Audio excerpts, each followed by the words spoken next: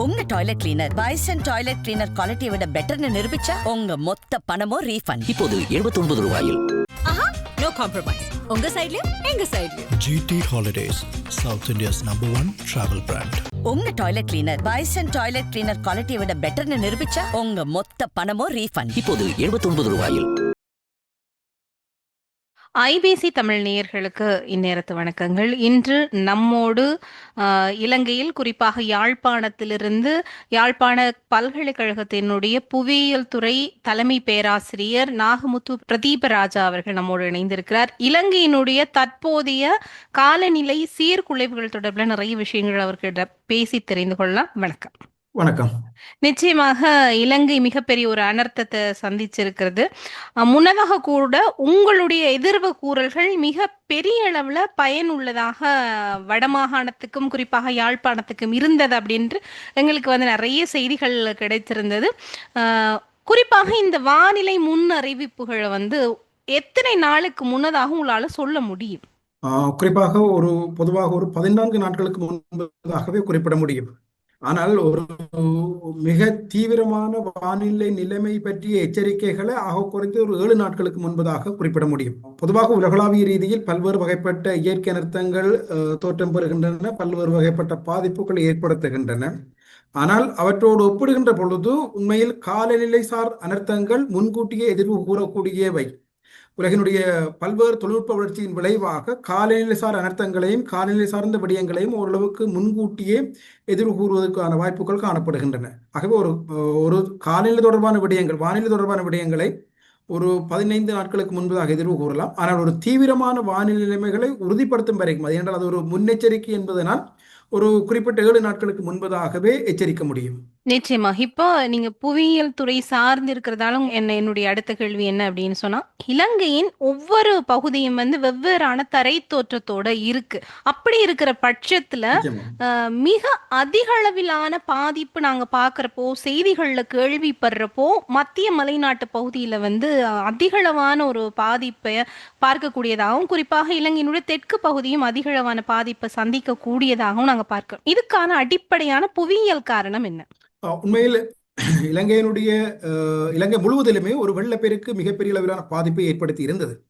ஆனாலும் மத்திய மலைநாடு அல்லது குறிப்பாக மத்திய மாகாணம், தென் மாகாணம், ஊவா மாகாணம், சப்ரகமு மாகாணம் சார்ந்து அல்லது வடமேல் மாகாணம் சார்ந்து மிக அதிக அளவிலான பாதிப்புகள் இடம்பெற்றதுக்கான காரணம் அந்த பிரதேசங்களினுடைய தரை தோற்று அம்சம். என்ற அந்த பிரதேசங்களில் பல பிரதேசங்கள் மலைப்பாங்கான பிரதேசங்களாகவும் அதிகளவான மண் சரிவு இடம்பெறக்கூடிய பகுதிகளாகவும் இருந்தபடியினால் கிடைத்த கனமழை, உண்மையில் நான் இந்த இடத்தில் ஒரு விடயத்தை குறிப்பிட வேண்டும் என்னவென்றால், கடந்த 20ஆம் தேதியே அந்த பிரதேசங்களின் ஊடாக கடந்து சென்ற ஒரு காற்று சுழற்சி மிகப்பெரிய அளவிலான மழை வீழ்ச்சி அந்த பகுதிகளுக்கு தந்திருந்தது. அந்த பிரதேசங்கள் ஏற்கனவே அதிகளவிலான மழைவீழ்ச்சியை பெற்று பெரும்பாலான நிலப்பிரதேசங்கள் ஈரலிப்பான நிலைமையில் காணப்பட்டது. கடந்து சென்ற தாளமுக்கம் அல்லது காற்று சுழற்சி என்பது மீண்டும் கிழக்கு நோக்கி வந்ததன் விளைவாகவும் அப்பொழுதே மீளவும் மழை கிடைக்க தொடங்கி இருக்கின்றது. ஆகவே ஏற்கனவே கிடைத்த கனமழை காரணமாக மண் ஈரமாக இருந்ததன் விளைவாக அதற்கு பின்னரும் கிடைத்த கனமழை காரணமாக பல பிரதேசங்களில் மண் ஒரு பாகு நிலையை அடைந்திருந்தது. பெரும்பாலான பகுதிகளில் மண் ஈரநிலை என்பது குறிப்பிடுவதை விட அந்த பிரதேசம் ஒரு பாகு நிலையை அடைந்திருந்தது. ஆகவே பல பிரதேசங்களில் மண் வெளித்தோற்றத்துக்கு தாவரங்களால் மூடப்பட்ட நிலைமையில் இருந்தாலும் கூட உள்ளுக்குள் ஒரு பாகு நிலைமையில் காணப்பட்ட பொழுது, ஒரு மிகச்சிறிய மழை வீழ்ச்சி தொடர்ச்சியாக கிடைத்துக் கொண்டிருந்த பொழுது கூட நிறைய பிரதேசங்களில் மண்சரிவு ஏற்பட்டிருந்தது. ஆகவே இந்த மத்திய மாகாணம், மேல் மாகாணத்தின் சில பகுதிகள் அல்லது ஊவா, சப்ரகமுவா, தென் மாகாண பகுதிகளில் மழை வீழ்ச்சி ஒரு பக்கம் வெள்ளத்தை ஏற்படுத்த, இன்னொரு பக்கம் இந்த கன மழை காரணமாகவும் ஆறுகள் பெருக்கத்தோடியதன் காரணமாகவும் குளங்களினுடைய உபரி நீர் திறந்து விடப்பட்ட அதிகளவான நீர் சேர்ந்ததன் விளைவாகவும் மண்சரிவே அதிகளவான உயிரிழப்புகளை ஏற்படுத்தி இருக்கின்றது. இன்றைய நிலை வரை இலங்கை அரசாங்கம் கிட்டத்தட்ட ஒரு 400க்கும் மேற்பட்டோர் இறந்திருப்பதாகவும் 340க்கும் மேற்பட்டோர் காணாமல் போயிருப்பதாகவும் அறிவித்திருக்கின்றார்கள். ஆனால் நான் பொறுத்தவரையில் இந்த நிலைமை இன்னும் அதிகரிக்கும் என்று எதிர்பார்க்கப்படுகின்றது. ஏனென்றால் இன்னும் பல பிரதேசங்களில் மீட்பு பணிகள் முழுமையாக நிறைவுபடவில்லை. பல பிரதேசங்களினுடைய கிராம மக்களுடைய நிலைமைகள் தெரிய வரவில்லை. ஆகவே இந்த மீட்பு பணிகள் எல்லாம் நிறைவடைந்ததன் பின்னர் இந்த இறப்புகளின் எண்ணிக்கை 1000-ஐ தாண்டும் என்ற ஒரு கவலை ஒன்று இருக்கின்றது. நிச்சயமாக. இப்போ இந்த வெள்ளம் அப்படி என்பது கூடுதலாக கடலோடு தான் கலக்க வேண்டிய ஒரு நிலைமை இருக்கு அப்படின்னும் போது, இப்போ அந்த கரையோர பிரதேசங்களுக்கு இன்னும் ஏதாவது பாதிப்புகள் அதிகரிக்கக்கூடிய வாய்ப்புகள் இருக்குதா? உண்மையில் தற்போதைய நிலையின்படி மிக மிகப்பெரிய மழைக்கான அல்லது ஒரு புயலுக்கான வாய்ப்புகள் குறைவு. இன்றைய நிலையின்படி, இன்றைய வளிமண்டல நிலைமைகளின் அடிப்படையில் இன்னும் ஒரு 3-4 நாட்களுக்கு எந்த விதமான வளிமண்டல மேலடுக்கு சுழற்சிகளோ அல்லது காற்று சுழற்சிகளோ தோன்றுவதற்கான நிலைமைகள் இருக்கின்றது. ஆனாலும் இது ஒரு வடகிழ் பருவக்காற்று காலம். இலங்கையை பொறுத்தவரையில் எதிர்வரும் ஜனவரி இறுதி வரைக்கும் வடகிழ் பருவக்காற்று காலத்தினுடைய அந்த செல்வாக்கின் விளைவாக மழை வீழ்ச்சி தொடர்ச்சியாக கிடைக்கக்கூடிய நிலைமை இருப்பதனால் இன்னமும் இலங்கையினுடைய பல பிரதேசங்களுக்கு கனமழை அல்லது மிக கனமழை கிடைப்பதற்கான வாய்ப்புகள் காணப்படுகின்றது. ஆனால் அச்சமூட்டும் அளவிற்கு அவை ஒரு புயலாக மாறுவதற்கான வாய்ப்புகள் மிக மிக குறைவு என்று கூற வேண்டும். அதிலும் குறிப்பாக இன்றைய வளிமண்டலவியல் நிலைமையின் அடிப்படையில் அடுத்த ஒரு 10 நாட்களுக்கு இத்தகைய ஒரு பெரிய பேரிடருக்கான புயல் மழைக்கான வாய்ப்புகள் குறைவு. ஆனால் இருக்கு அப்படின்னு எடுத்துக்கொள்ளலாமா? மழை நிச்சயமாக மழை இருக்கு, இடர் என்பதல்ல, ஆனால் மழை இருக்கிறது. ஏனென்றால் இது நான் ஏற்கனவே குறிப்பிட்டது போல இது வடகிழ் பருவக்காற்றினுடைய மிக உச்ச காலம் எங்களுக்கு ஜனவரி. ஆனாலும் வளிமண்டல நிலைமைகள் மிக உறுதியாக இப்பொழுதே கூற முடியாது. ஆனால் அந்த உரிய காலப்பகுதி வருகின்ற பொழுதும் மக்களுக்கு போதுமான அளவில் உரிய காலப்பகுதியில் அதற்குரிய முன்னெச்சரிக்கைகளை விட முடியும். நிச்சயமாக. இப்போ குறிப்பாக இலங்கையினுடைய பெரும்பாலும் இதுவரை இது வரலாறு காணாத அளவுக்கான ஒரு மிகப்பெரிய அளவுக்கான ஒரு மழை வீழ்ச்சி, அதே நேரத்துல புயல் அப்படின்னு சொல்லப்படுது. உண்மைதானா? இதுக்கு முன்னதாக இந்த அளவுக்கான மழை வீழ்ச்சி இலங்கை சந்திக்கலையா, இல்ல இந்த பிரச்சனையை இலங்கை முகம் கொடுக்கலையா? இல்ல, உண்மையில் இது இலங்கையினுடைய வரலாற்றை பொறுத்தவரையில் இலங்கையினுடைய அறியப்பட்ட அல்லது எழுதி வைக்கப்பட்ட ஆவணங்களின் அடிப்படையில் வரலாற்றின் அடிப்படையில் இது உண்மையில் ஒரு மிகப்பெரிய ஆபத்தை ஏற்படுத்திய அல்லது மிகப்பெரிய அளவிலான பாதிப்பை ஏற்படுத்திய ஒரு இயற்கை அனர்த்தம். இலங்கையில் 2004ஆம் ஆண்டு டிசம்பர் மாதம் 26ஆம் தேதி ஏற்பட்ட சுனாமிக்கு பின்பதாக அல்லது அதற்கு முன்பதாக கூட இது இலங்கையினுடைய உயிரிழப்புகளை ஏற்படுத்தி 2வது பெரிய அனர்த்தம் என்றாலும் கூட இலங்கையை பொறுத்தவரையில் மிகப்பெரிய அளவிலான பொருளாதார பாதிப்பை ஏற்படுத்திய 1வது இயற்கை அனர்த்தமாக இதை நாங்கள் கருத்தில் கொள்ள முடியும். ஏனென்றால் சுனாமி என்பது பொதுவாகவே இலங்கையினுடைய கரையோர பகுதிகளிலேயே நிகழ்ந்திருந்தது. இதற்கு மேலதிகமாக இலங்கை கடந்த காலங்களில், குறிப்பாக 1950ஆம் ஆண்டில் இருந்து இந்த 75 வரையான ஆண்டு காலப்பகுதிகளில் அவ்வப்பொழுது புயலை சந்தித்திருக்கின்றது. 1956ஆம் ஆண்டு நிகழ்ந்திருக்கிறது, 64ஆம் ஆண்டு நிகழ்ந்திருக்கிறது, 67ஆம் ஆண்டு நிகழ்ந்திருக்கிறது, 72ஆம் ஆண்டு நிகழ்ந்திருக்கிறது, 78ஆம் ஆண்டு நிகழ்ந்திருக்கிறது, 2008ஆம் ஆண்டு நிகழ்ந்திருக்கிறது, அதற்கு பின்பதாக இப்பொழுது நிகழ்ந்திருக்கின்றது. ஆனால் கடந்த காலங்களில் ஏற்பட்ட புயல்கள் எல்லாமே இலங்கையினுடைய ஒரு குறிப்பிட்ட பகுதியில் மட்டுமே பெரிய அளவிலான பாதிப்பை ஏற்படுத்தியிருக்கின்றது. பொதுவாக இந்த வங்காள விரிகுடாவில் தோற்றம் பெறுகின்ற, அதாவது வடகிழ் பருவக்காற்று காலத்தில் இலங்கைக்கு வருகின்ற புயல்களை பொறுத்தவரையில் அவை கிழக்கு திசையிலிருந்து மேற்கு திசை நோக்கிய நகரும். பெருமளவுக்கு அந்த காலப்பகுதியில் இதுவரையான காலத்தின் அடிப்படையில் மாகாணங்கள் அல்லது குறிப்பிட்ட சில பிராந்தியங்கள் மட்டுமே பாதிக்கப்படுவதுண்டு. ஆனால் இலங்கையினுடைய வரலாற்றை பொறுத்தவரையில் உண்மை இலங்கையினுடைய ஒட்டுமொத்தமான வரலாற்றில் நாடு முழுவதுமே சிவப்பு எச்சரிக்கை விடுக்கப்பட்ட ஒரு காலநிலை சார் அனர்த்த தருணம் இது என்று குறிப்பிட முடியும். ஏனென்றால் கடந்த 28ஆம் தேதி இலங்கை முழுவதற்கும் சிவப்பு எச்சரிக்கை. ஆகவே பாதிப்பு என்ற அடிப்படையிலும் சரி, நிகழ்வினுடைய அடிப்படையிலும் சரி, ஏனென்றால் பொதுவாகவே வங்காள விரிகுடாவில் தோற்றம் பெறுகிற சூறாவளிகள், புயல்கள், தாளமுக்கங்கள் எல்லாமே கிழக்கு திசையிலிருந்து மேற்கு நோக்கிய நகர்வதுண்டு. இதற்கு மேலதிகமாக இந்த புயலுக்கான அடிப்படையாக வந்த காற்று சுழற்சி கிழக்கிலிருந்து மேற்கு நோக்கி நகர்ந்து மீள மேற்கிலிருந்து கிழக்கு நோக்கி வந்த ஒரு செயற்பாடு. உண்மையில் அது ஒரு மிகவும் அரிதான ஒரு வானிலை சார்ந்த நிகழ்வு.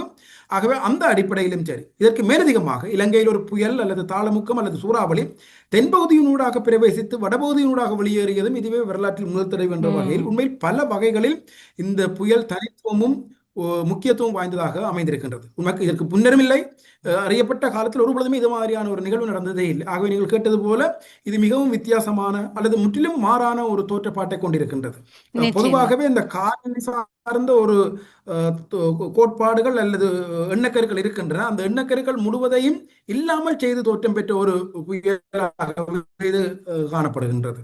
அதாவது புயலினுடைய திசையை கூட சரியாக தீர்மானிக்க முடியாத அளவுக்கான ஒரு சிக்கலை இந்த புயல் முடியாத சூழ்நிலை நிச்சயமா நிச்சயமா. இப்போ ஏற்படுத்தி அடுத்து நிலையில் கூட குறிப்பாக நாங்க பார்க்கிற போது இன்னும் இருக்கிற சேதங்களை நாங்கள் எடுத்து பார்க்கிற பொழுது இலங்கையின் எந்தெந்த பகுதிகள் இப்ப மத்திய மலைநாடு மண் சரிவு காரணமான மிக பாரிய அளவான சேதங்களை எதிர்கொண்டது அப்படின்னு சொல்லி நாங்கள் எடுத்துக்கொள்கிறோம்.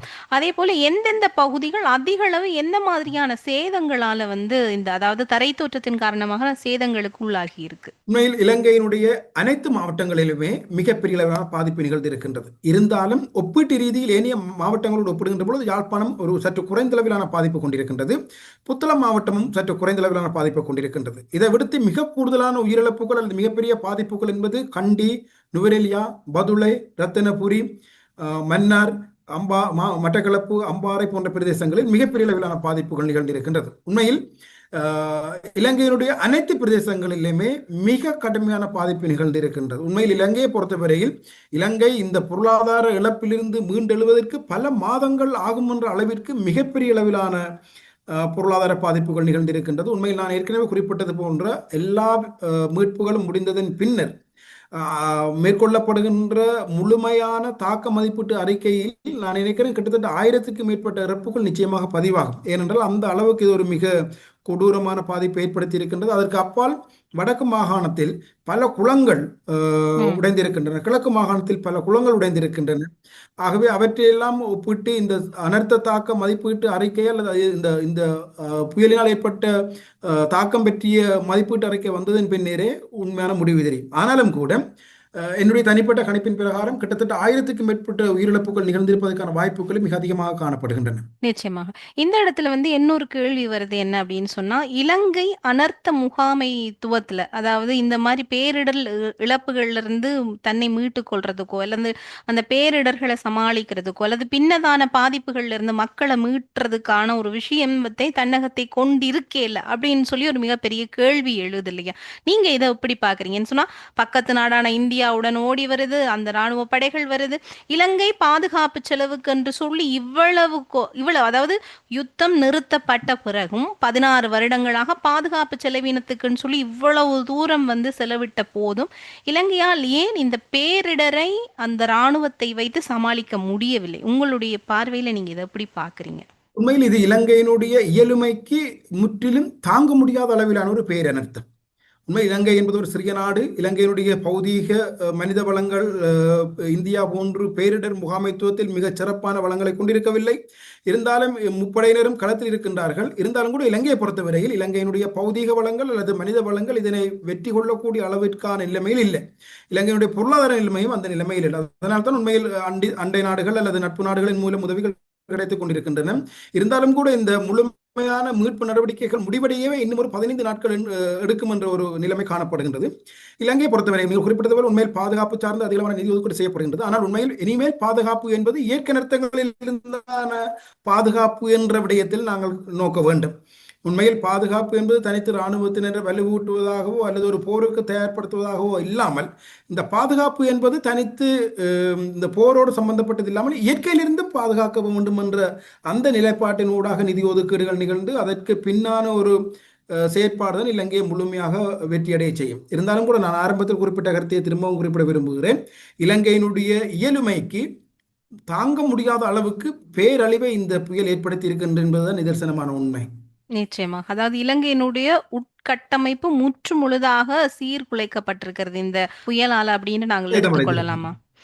நிச்சயமா. அதாவது குறிப்பாக நாங்கள் அண்மையில பார்த்த ஒரு செய்தி என்ன அப்படின்னு சொன்னால், 5 ராணுவ வீரர்கள் ஒரு மடையை திறந்து விடுறதுக்கான ஒரு இதுல 5 பேரும் இறந்து போகிறார்கள் அப்படின்ற ஒரு விஷயத்தை நாங்க பார்க்கிறோம். இந்த மாதிரியான திறப்புகள் அல்லது இந்த மாதிரியான இறப்புகளை ஈடுகட்டுறதுக்கோ அல்லது இதுகளை தவிர்க்கிறதுக்கோ ஒரு முன்னெச்சரிக்கையான நடவடிக்கை அப்படின்னு சொன்னா என்ன 5 ராணுவத்தினர் இறந்திருக்கிறார்கள். இதுக்கு முன்னதாக இருந்த விடுதலை அந்த தருணங்கள்ல கூட அங்க அந்த மாதிரியான இறப்புகள் நடக்கிறதா சொல்றாங்க. அந்த உடைப்பு அப்படின்றது என்ன, அந்த என்ன இடத்தில் அந்த உடைப்பு செய்ய வேண்டிய ஒரு கட்டாயம் ஏற்படுது, அதை எப்படி தவிர்க்கலாம் அப்படின்றதான் என்னுடைய கேள்வி. உண்மையில் அது மிக முக்கியமான விடயம் என்னென்றால், இலங்கையினுடைய குறிப்பாக வடக்கு மாகாணத்தினுடைய புவியியல் அமைப்பை பொறுத்தவரையில் வடக்கு மாகாணத்தில் குளங்களினூடாக, மிக முக்கியமாக வடக்கு மாகாணத்தின் அதிக நீர் கொள்ளளவு கொண்டிருக்கின்ற இரணமடு குளத்தினுடைய மேலதிக உபரி நீர் வெளியேறுகின்ற பாதைகளில் ஒன்றாகவே அந்த சுண்டிக்குளம் பகுதியில் இருக்கின்ற கடல் நீரேரி காணப்படும். அந்த கடல் நீரேரியை பொறுத்தவரையில் அந்த கடல் நீரேரி ஒரு குறிப்பிட்ட காலத்தில் கடல் மண்ணின், அதாவது கடல் அலையினால் கொண்டு படிவிடப்பட்ட மண்ணினால் எப்பொழுதுமே நிரம்பி இருக்கும். இது போன்ற ஒரு தருணத்தில் அதனுடைய அந்த மண் தடைகளை வெட்டி அளவுக்கு அதிகமான நீரை கடலுக்கு வெளியேற்ற வேண்டிய தேவை இருக்கின்றது. இல்லாவிட்டால் அந்த சுண்டிக்குளம் பகுதிகளினூடாக அந்த தடைகளில் தேங்கி நீர் சுண்டிக்குளம் கடல் நீருக்கு செல்ல வேண்டிய நீர் எல்லாமே இந்த இரணமடுவினுடைய நீர்ப்பாசன பகுதிகள் என்று அழைக்கப்படுகின்ற தருமபுரம், கண்டாவளை, புன்னை நீராவி, விஸ்வமடு போன்ற பகுதியில் அதிகளவான பாதிப்பை ஏற்படுத்தக்கூடிய நிலைமை காணப்படுகின்றது. ஆகவே அதிக அளவிலான நீரை வெளியேற்றுவதற்கு நாங்கள் அந்த நீர், அதாவது நீர் வெளியேறி கடலுக்குள் செல்ல வேண்டிய அந்த முகத்துவார பகுதியை வெட்டிவிட வேண்டிய தேவை இருக்கின்றது. இந்த நிலைமை இலங்கையினுடைய வடக்கும் கிழக்கும் மட்டுமில்லை, நாடு முழுவதிலுமே இந்த நிலைமை இருக்கிறது. அதிகளவான ஆற்று நீரை வெளியேற்றுவதற்காக முகத்துவாரங்கள் அகலப்படுத்தி அந்த முகத்துவாரங்களினூடாக வெளியேறுகின்ற நீரின் அளவை அதிகரித்தாலே அதனுடைய இலங்கையினுடைய மற்ற பகுதிகளிலிருந்து வெள்ள பாதிப்பை குறைக்க முடியும். அந்த அடிப்படையில் இரணமலையிலிருந்து வெளியேற்றப்படுகின்ற மிக அதிக அளவிலான நீரை கடலுக்குள் மிக வேகமாக அனுப்புவதற்காக அந்த மணல் தடையை அகற்ற வேண்டிய தேவை இருந்தது. அந்த மணல் தடையை அகற்றுகின்ற பணியில் ஈடுபட்ட இந்த 5 கடற்படையினரும் இறந்திருப்பதாக கூறப்படுகின்றது. உண்மையில் அது ஒரு மிகவும் வித்தியாசமான சூழலில் இருக்கின்ற பகுதி. ஏனென்றால் மிக அதிக அளவிலான வெள்ளம் வருகின்ற பொழுது அவர்கள் அந்த அணையை வெட்ட வேண்டிய தேவை இருந்தது, அல்லது அணை என்று குறிப்பிடுவது மணல் தடையை அகற்ற வேண்டிய தேவை இருந்தது. அந்த மணல் தடையை அகற்றுவதற்காகத்தான் அவர்கள் சென்றிருந்தார்கள். துரதிர்ஷ்டவசமாக அவர்கள் இறந்திருக்கின்றார்கள் என்பது கவலைக்குரிய விடயம். நிச்சயமாக.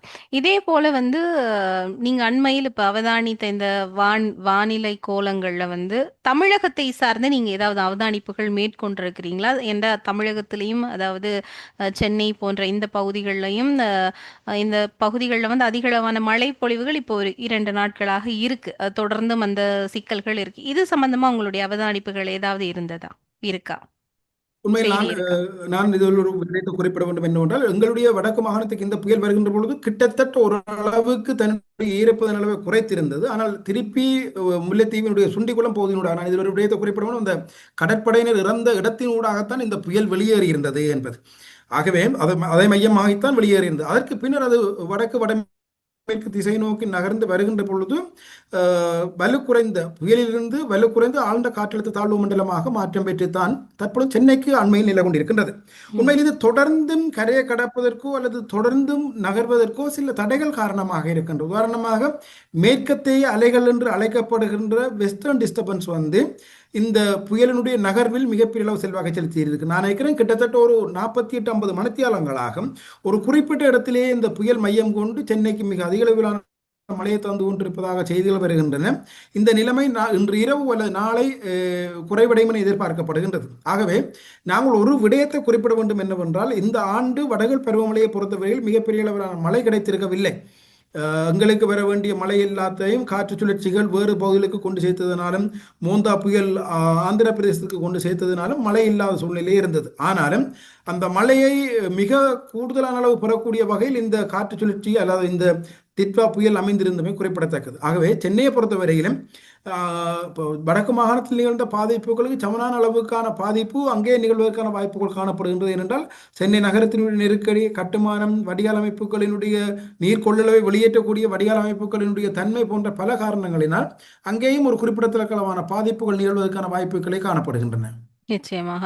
அதாவது இன்னும் தொடர்ந்து, அதாவது இந்த புயலினுடைய வேகம் மிக குறைவானதாகவே இருக்குது. ஒரே இடத்துல மையம் இருக்குது அப்படின்ற மாதிரியான விஷயங்கள்லாம் பார்க்கிற போது இன்னும் எத்தனை நாட்களுக்கு இது அதிகப்படியான மழை வீழ்ச்சியை கொடுக்கக்கூடியதாக இருக்கு? இந்த நிலைமையை பொறுத்தவரையில் இன்று நாளை மாலைக்குள் இந்த புயல் முழுமையாக கரையை கடந்துவிடும் எதிர்பார்க்கப்படுகின்றது. அதற்கு பின்பதாக உண்மையில் சென்னைக்கு அல்ல தமிழ்நாட்டுக்கு கிடைத்துக் கொண்டிருக்கின்ற மழை வீழ்ச்சியும் படிப்படியாக குறைவடைந்திருக்கும். ஆனால் இலங்கைக்கும் சரி தமிழ்நாட்டுக்கும் சரி இது ஒரு வடகில் பருவக்காற்று காலம் என்பதனால் ஜனவரி இறுதி வரைக்கும் அவ்வப்பொழுது கனமழையோ அல்லது சில சமயங்களில் மிக கனமழையோ கிடைப்பதற்கான வாய்ப்புகளை காணப்படுகின்றது. நிச்சயமாக. ஆனா இன்னும் இது அண்மையில் இப்ப நீங்க ஒரு 14 நாட்களுக்கு முன்னதாகவே சில விஷயங்களை சொல்ல முடியும் அப்படின்னு சொன்னதால கேட்கிறேன். இதுக்கு பிறகு அடுத்தது ஏதாவது இந்த மாதிரியான உச்சபட்சமான தாக்கங்களை கொடுக்கறது மாதிரியான மழை வீழ்ச்சிகளோ அல்லது புயலோ வர்றதுக்கான ஏதாவது வாய்ப்புகள் இருக்கா? எதிர்வரும் 8ஆம் தேதிக்கு பின்னர், குறிப்பாக 9, 10, 11ஆம் தேதிகளில் ஓரளவுக்கு மிதமான மழை கிடைப்பதற்கான வாய்ப்புகள் காணப்படுகின்றது. ஆனால் அடுத்த 16ஆம் தேதி வரைக்கும் மிக கனமழை வாய்ப்புகள் குறைவு அல்லது மிக கனமழை கிடைப்பதற்கான நிலைமைகளும் குறைவாக இருக்கின்றது. ஆனால் இடையில் மிதமான அல்லது சற்று கனமான மழை கிடைப்பதற்கான வாய்ப்புகள் காணப்படுகின்றது. நிச்சயம். என்னுடைய நிறைவான கேள்வி என்ன அப்படின்னு சொன்னா, இந்த வங்கக்கடல்லையே 2 விதமான புயல்கள் உருவாகி இருந்தது அப்படின்னு சொல்லப்படுகிறது. இந்த ஒரு நேரத்தில் இந்த மாதிரி 2 புயல்கள் உருவாகிறது அப்படின்றது எந்த மாதிரியான தாக்கத்தை அந்த அயல் நாடுகளுக்கோ இல்ல அருகில் இருக்கிற நாடுகளுக்கோ ஏற்படுத்தும்? இது இந்த டித்வா புயல்லையும் தாக்கத்தை ஏற்படுத்தி இருந்துச்சா? நிச்சயமாக. உண்மையில் இந்த டிட்வா புயல் இருந்த அதே சமயம் இந்தோனேசியாவுக்கு அண்மையாக செஞ்சார் புயலும் காணப்பட்டிருந்தது. உண்மையில் ஒரு பெரிய கடற்பரப்பில் வங்கக்கடலில் 2 புயல்கள் இருப்பது என்பது உண்மையில் இரண்டுமே மிகப்பெரிய பாதிப்பை ஏற்படுத்தும் என்பதுதான் உண்மை. மிக குறிப்பாக அதிகளவிலான மழை மேகங்கள் தங்களுக்குள் உள்ளிருத்து அவை நகர்கின்ற பாதையில் மிக கனமழை கிடைப்பதற்கான வாய்ப்புகளையோ உருவாக்கி இருக்கும். நான் நினைக்கின்றேன் இந்த காலநிலை மாற்றம் என்பது இனிமேல் இத்தகைய நிகழ்வுகளை தான் உருவாக்கும். உண்மையில் ஆரம்பத்தில் எதிர்பார்க்கப்பட்டது செஞ்சார் புயலின் காரணமாக செஞ்சார் புயல் எங்களை பாதிக்கும் என்று எதிர்பார்க்கப்பட்டிருந்தது. ஆனால் அதற்கு முற்றிலும் வேறாக இலங்கைக்கு கீழாக இருந்த காற்றழுத்த தாழ்வு நிலை ஒரு தாழ்வு மண்டலமாக வலுப்பெற்று புயலாக மாற்றம் பெற்று டித்வா என்ற பெயரிடப்பட்டு எங்களுக்கு மிகப்பெரிய அளவிலான பாதிப்பை ஏற்படுத்தி இருக்கின்றது. ஆனால் செஞ்சார் புயல் வந்திருந்தால் இந்த அளவுக்கான பாதிப்பு எங்களுக்கு இருந்திருக்குமா என்பது கேள்விக்குறிதான். ஆனால் எதிர்வரும் காலங்களில் இது போன்றே ஒரு மிகப்பெரிய அல்லது கணிக்க முடியாத அல்லது எதிர்வு கூற முடியாத வானிலை தோற்றப்பாடுகள் இருக்கும் என்பதை நாம் அனைவரும் ஏற்றுக்கொண்டு அதற்கேற்ற வகையில் செய்யப்பட வேண்டும். இல்லை என்றால் ஆண்டுதோறும் இது போன்ற மிகப்பெரிய அனர்த்தங்களுக்கு நாங்கள் முகம் கொடுப்பது தவிர்க்க முடியாத ஒன்றாகிவிடும். நிச்சயமாக. அதாவது இலங்கையை ஒரு வகையில் முடக்கி போட்ட புயல் தொடர்பிலும் தமிழகம் சார்ந்து சில காலநிலைகள் பல வகையில் உண்மையில் முடக்கி போட்டிருக்கின்றது. இலங்கையினுடைய இயல்பு நிலை மிக மோசமாக பாதிக்கப்பட்டிருக்கின்றது. இலங்கை இதிலிருந்து மீண்டெழுவதற்கு உண்மையில் மிக நீண்ட காலம் எடுக்கும். மிக பெருமளவிலான உயிரிழப்புகள் நிகழ்ந்திருக்கின்றது. உண்மையாக இலங்கையை பொறுத்தவரையில் ஒரு மிகப்பெரிய பாதிப்பை ஏற்படுத்தி இருக்கின்றது. இலங்கை பொறுத்தவரையும் இது வரலாற்றில் மறக்க முடியாத ஒரு மிகப்பெரிய துன்பியல் நிகழ்வாக அமைந்திருக்கின்றது. இதிலிருந்து இலங்கை மீண்டல் மிக நீண்ட காலம் எடுக்கும். இருந்தாலும் இலங்கையினுடைய அனைவருடைய ஒத்துழைப்பும் இலங்கைக்கு இறைவன் கொடுக்கின்ற ஒத்துழைப்பும் இலங்கை இதிலிருந்து மீண்டு வர வேண்டும். இது போன்ற ஒரு நிகழ்வு மீண்டும் இந்த இலங்கையில் ஏற்படுத்தக்கூடாது அல்லது ஏற்படக்கூடாது என்பதுதான் அனைவரதும் விருப்பம். நிச்சயமா. உங்களுடைய இந்த நேரத்துக்கும் இந்த நேர்காணலுக்கும் உங்களுக்கும் ரொம்பவே நன்றி. நன்றி. உங்க toilet cleaner Bison toilet cleaner குவாலிட்டியை விட பெட்டர்னு நிரூபிச்சா உங்க மொத்த பணமும் ரீஃபண்ட். இப்போது 79 ரூபாயில். No compromise. உங்க சைடுலயும் எங்க சைடுலயும். GT Holidays, South India's #1 travel brand. உங்க toilet cleaner Bison toilet cleaner குவாலிட்டியை விட பெட்டர்னு நிரூபிச்சா உங்க மொத்த பணமும் ரீஃபண்ட். இப்போது 79 ரூபாயில்.